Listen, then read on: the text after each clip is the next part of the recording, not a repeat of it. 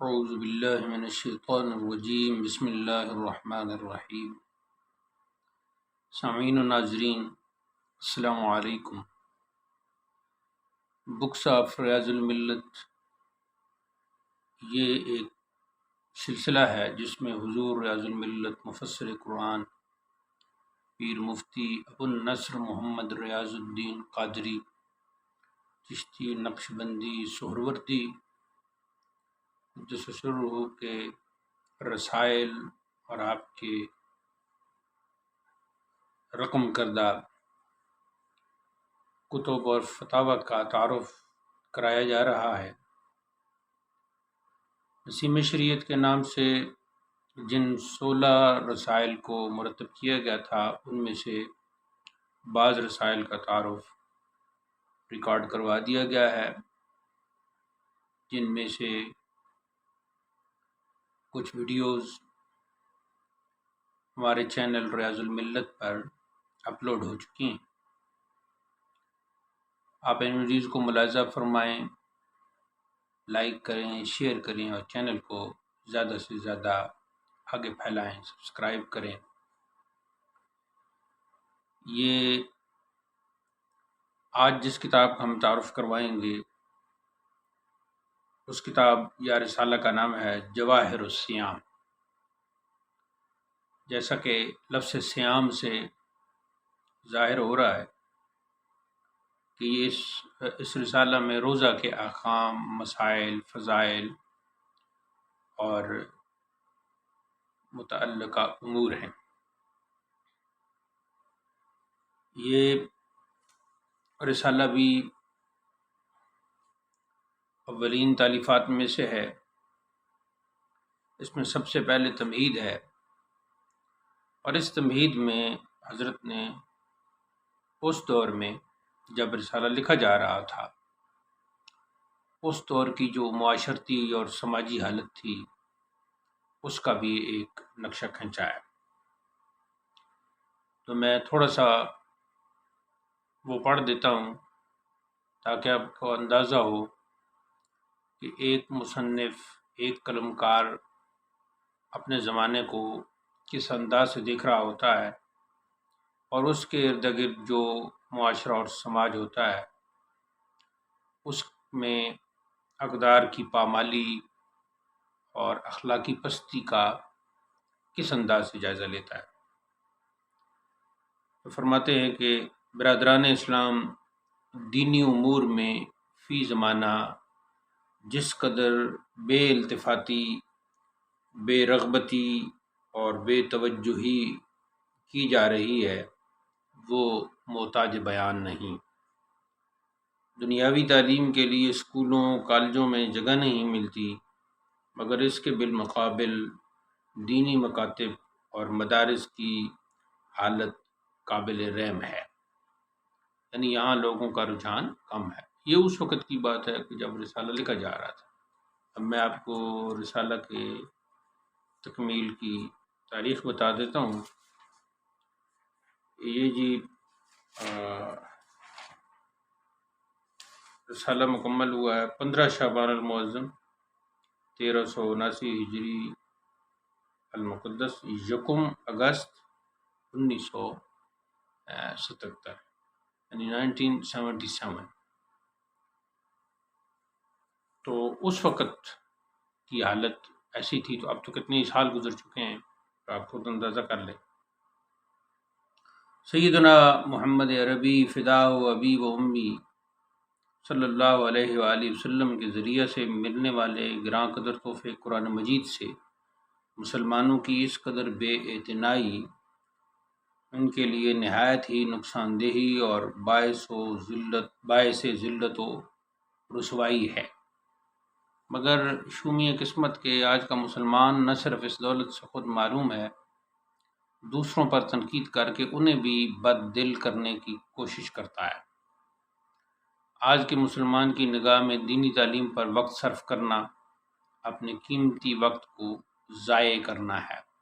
اس بنا پر اول تو اس طرف آتا ہی کوئی نہیں، اور اگر خوش قسمتی سے کوئی خوش نصیب یہ مقدس دولت حاصل کر بھی لے تو پھر اسے عمل سے باز رکھنے کے لیے مختلف طریقے استعمال کیے جاتے ہیں۔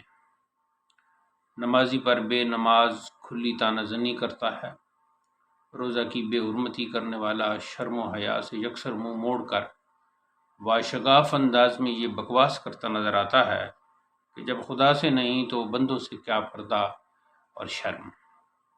کون کہے کہ اے بے حیا، یہ دلیل تجھے اپنی بیوی سے خلوت کرتے کیوں یاد نہیں آتی؟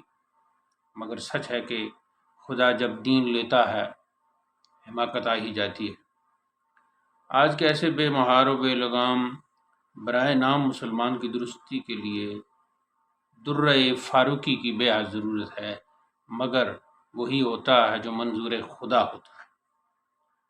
البتہ خداوند کریم نے ہر آدمی کے ذمہ اس کی استعداد کے مطابق ذمہ داری سونپ دی ہے، جس میں کوتاہی کرنے سے ضرور اس سے باز پرس ہوگی۔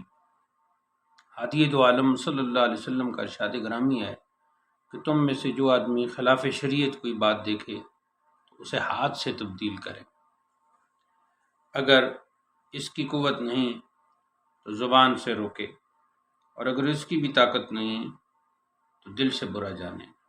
لیکن یہ آخری بات ضعف ایمان کی علامت ہے، یعنی ایمان کی کمزوری کی علامت ہے۔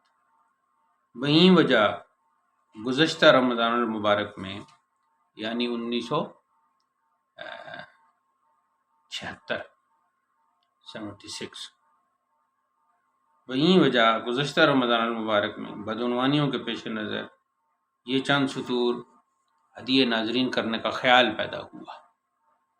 ممکن ہے کہ کسی برگزیدہ بارگاہ کی نگاہ سے گزر جانے کی وجہ سے یہ حروف بارگاہ ذوالجلال سے شرف قبولیت حاصل کر کے حقیر اور اس کے والدین کریمین کی نجات کا باعث بن جائیں اور دیگر کئی مسلمانوں کے لیے بھی مفید اور نفع مند ثابت ہوں۔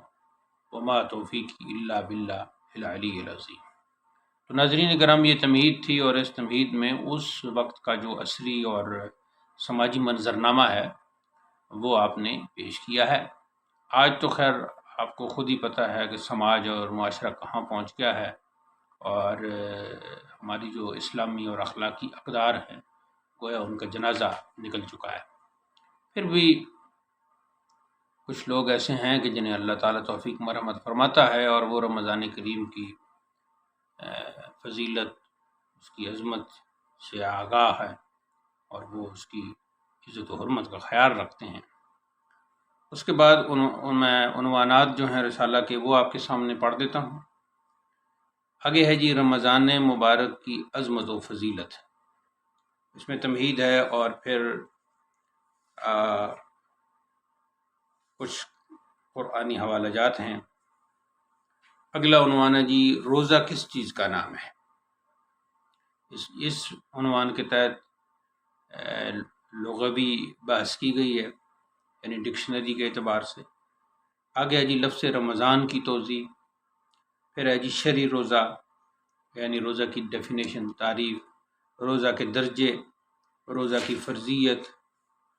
اس کے بعد اگلا جو آپ باب سمجھ لیں، فضائل رمضان المبارک میں احادیث مبارکہ، اس میں حضرت نے صرف اردو ترجمہ لکھا ہے، یعنی اختصار کے پیش نظر صرف ترجمہ لکھا جا رہا ہے۔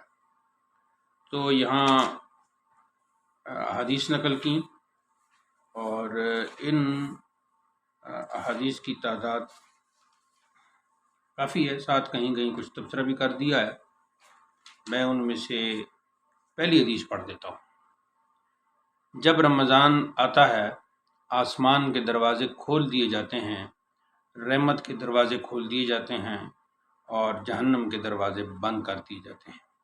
شیاطین زنجیروں میں جکڑ دیے جاتے ہیں، اور منادی پکارتا ہے، یعنی ندا دینے والا، آواز دینے والا، مراد فرشتہ، کہ اے خیر طلب کرنے والے متوجہ ہو، اے شر کے چاہنے والے باز رہیں۔ بخاری شریف، مسلم شریف، ترمذی، ابن ماجہ، مسند امام احمد اور بحر شریعت۔ تو یہ احادیث ہیں۔ احادیث کے بعد اگلا عنوان اس میں روزہ رکھنے کی غرض و غایت، اس کے بعد اللہ تعالیٰ کی نعمت عظمیٰ کا بیان، پھر چونکہ قرآن مجید اور رمضان کا خاص تعلق ہے تو اس مناسبت سے اگلا عنوان ہے عظمت قرآن مجید اور رمضان المبارک کی اس کتاب سے مناسبت۔ اگلا عنوان ہے جی دنیا بھر کا دستور، نعمت ملنے کے دن کی خوشی، شان امام اعظم۔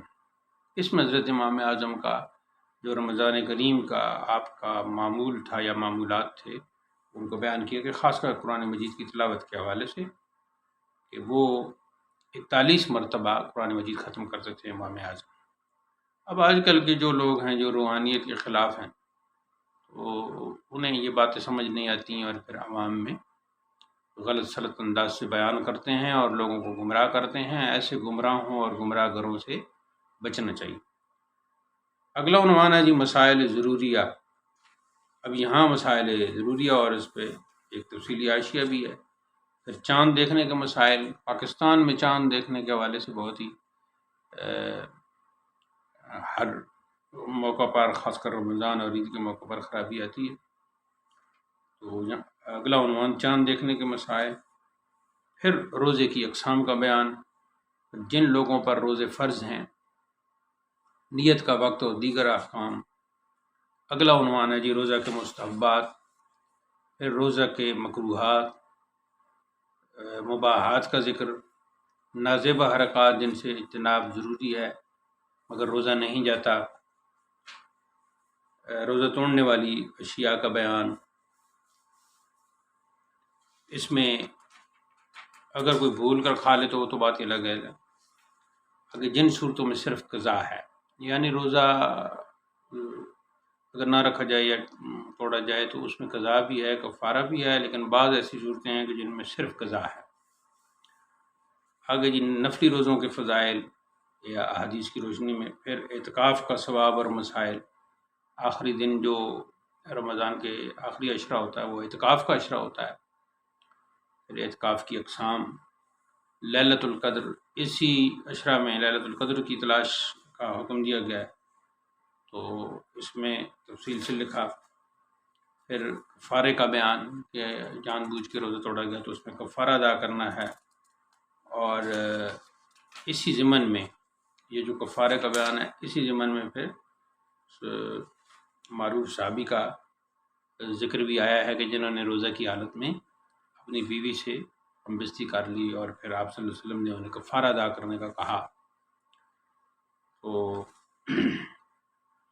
آپ نے فرمایا کہ یہ اس طرح کفارہ ادا کرو، تو پھر انہوں نے عرض کی کہ میں تو اس قابل نہیں ہوں، تو پھر آخر حضور کی خدمت میں جنہوں کا ٹوکرا آیا تو وہ عنایت فرمایا کہ یہ غریبوں میں تقسیم کر دو، تو فرمایا مجھ سے کوئی زیادہ غریب نہیں، تو پھر آپ صلی اللہ علیہ وسلم مسکرائے اور وہ بھی عطا کر دیا۔ تو یہاں سے حضور کی رحمت کا بھی اندازہ ہوتا ہے اور آپ کے اختیارات کا بھی اندازہ ہوتا ہے صلی اللہ علیہ وسلم۔ اس طرح پھر یہ اسی عنوان پر رسالہ اختتام پذیر ہوتا ہے، اور جو نمبر اس رسالہ کے نسیم شریعت کے مطابق ہیں وہ میں آپ کو بتا دیتا ہوں، وہ 197 سے لے کر 230 تک یہ رسالہ پھیلا ہوا ہے۔ اب اس ویڈیو میں چونکہ تعارف مقصود ہے حضرت کے کتابوں اور رسائل کا، تو اس لیے ہم کوئی زیادہ تفصیل میں نہیں جا سکتے، پھر جتنی بڑی اور مفصل ویڈیو بن جاتی ہے تو اس کا ناظرین و سامعین کے لیے بھی دیکھنا ذرا مشکل ہو جاتا ہے، اور آج کل بہت سے مسائل ہیں، تو رسالہ جواہر الصیام کا تعارف مکمل ہوا۔